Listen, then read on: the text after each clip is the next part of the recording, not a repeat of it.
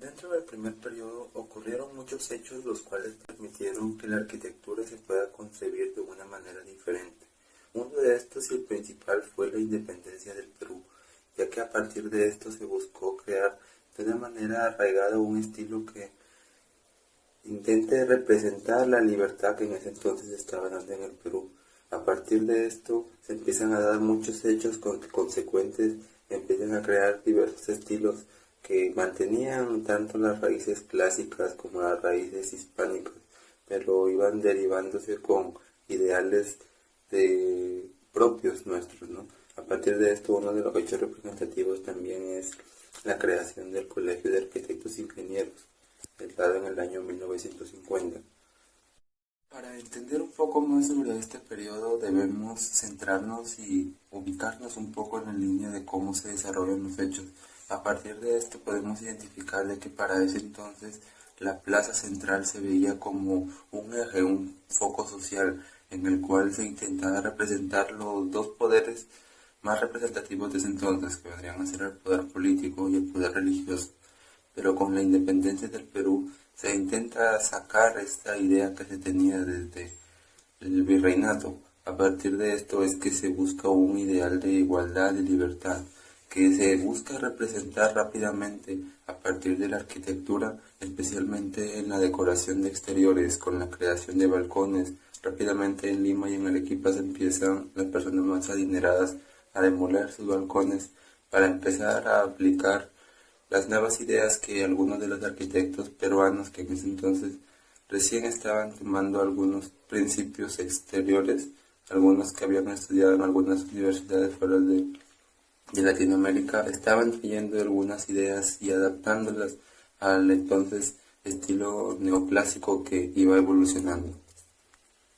Hablar de las características de este periodo vendría a ser un tema muy complejo, ya que pues, deberíamos abarcar tanto dentro de los estilos como de los elementos, ya que en algunos casos, para algunos elementos constructivos, tales como columnas o dinteles, se aplicaban distintos modelos o técnicas. A partir de esto, algunos de los arquitectos fueron creando algunas de sus nuevas técnicas. Pero algunas de las características generales del neoclásico que podemos especificar podría ser de que a partir de esto se crearon tres estilos diferentes que vendrían a ser el neoperuano, el neocolonial y el neoincaico. Principalmente se intensificaron en Lima y en Arequipa, pero a la vez rápidamente se focalizaron en Trujillo, en Cusco y en Tacna.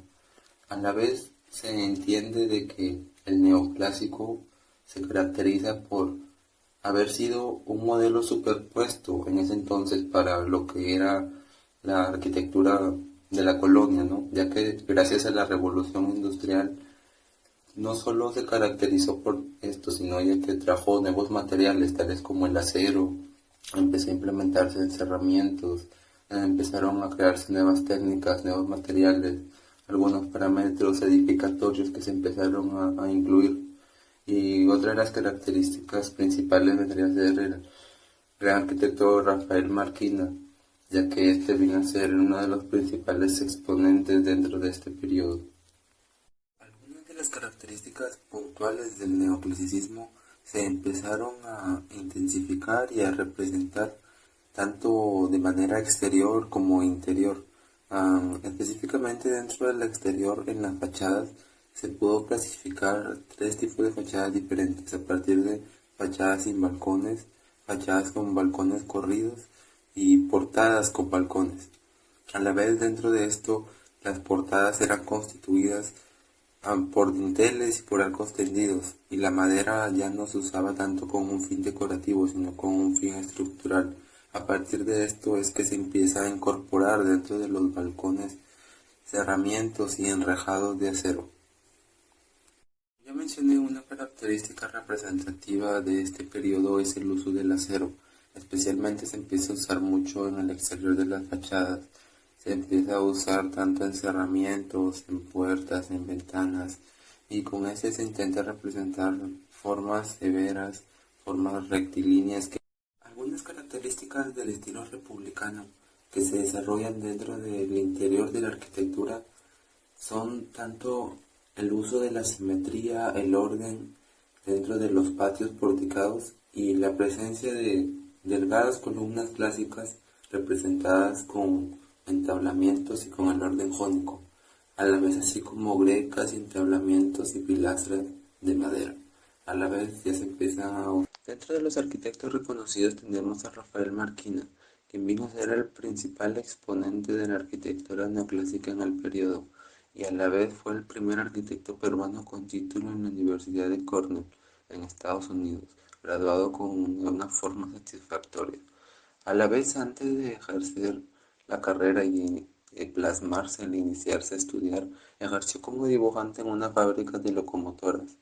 A la vez, ya después de haber estudiado, se desarrolló en el rubro residencial, edificaciones públicas y edificaciones de oficinas e instituciones.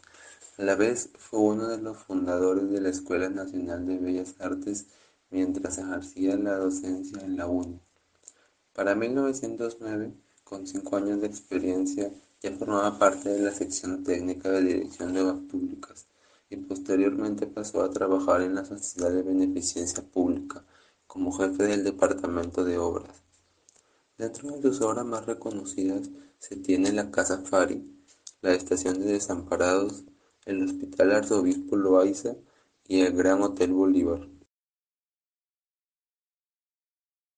Primera obra representativa del periodo tenemos la Estación de Desamparados, la cual lleva su nombre a raíz de el templo y el convento cercanos. Esta estación fue diseñada como la estación principal de Lima y a la vez como un terminal de pasajeros y de oficinas para las empresas de ferrocarril. A la vez fue la primera obra pública proyectada por Rafael Marquina, en la cual pudo implementar nuevos métodos y técnicas, tales como el uso del concreto armado y las estructuras de hierro. Al día de hoy el edificio es de estilo académico francés y actualmente es la sede de la Casa de la Literatura Peruana. Como segunda obra representativa tenemos el Hospital Nacional Arzobispo Loaiza, el cual se emplaza en todo el centro de Lima sobre unos terrenos de la beneficencia pública.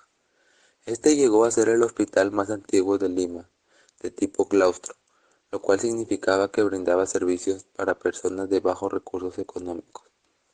La proyección de este hospital comenzó desde el año 1914, pero su construcción se dio hasta el año 1925.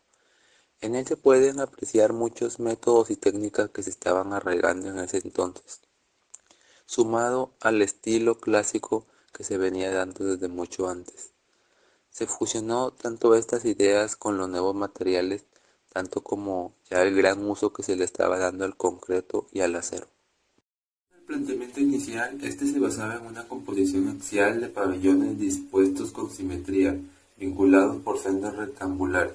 Posteriormente, con el pasar del tiempo, se han ido agregando otros pabellones y aumentando el número de pisos, y estas continuas ampliaciones han ido modificando la idea y el planteamiento general que se tenía al principio, el cual se había originado con una idea de llevar la armonía dentro de este hospital.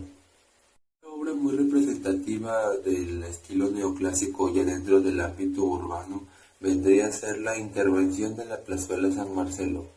En sí vendría a ser la primera intervención, ya que posteriormente se vinieron a dar más intervenciones, pero en esta primera intervención se pudo intervenir colocando un mobiliario urbano que hasta el día de hoy sigue vigente, permitiendo de que pueda haber, como ya se han venido mencionando en la exposición, un sentido de libertad y de expresión.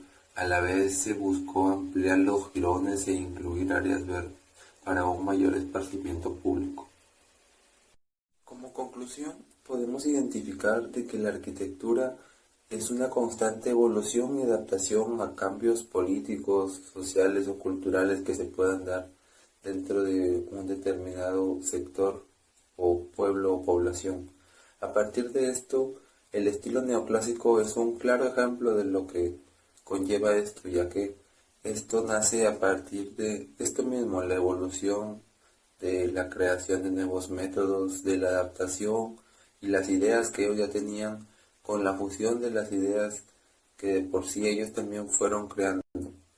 Así que como conclusión podemos determinar de que todo esto ha venido conllevando un proceso para a la larga poder llegar a los estilos que ahora también se siguen manejando y que posteriormente tal vez puedan ir evolucionando e ir tomando algunos de los principios que desde el clásico se vienen implementando y que poco a poco van evolucionando con los periodos y con las nuevas ideas que se van implementando. Una conclusión también muy importante es entender de que todo esto del estilo y de la arquitectura neoclásica nació como un símbolo de expresión, porque en ese entonces, para la década ya de 1821, la población y todo el sector buscaba una manera de sentirse libres, de ya no sentirse tan unidos a España, y vieron la manera más rápida en plasmarlo en la arquitectura, plasmarlo en el arte. Por eso es que rápidamente se empezó todo este movimiento, se empezaron a crear nuevas técnicas, a buscar nuevas maneras de desarrollar algo que sea en el Perú, ¿no? Ya no, obviamente teniendo los principios hispánicos e incaicos, pero fomentando un poco más lo, las ideas y las características propias.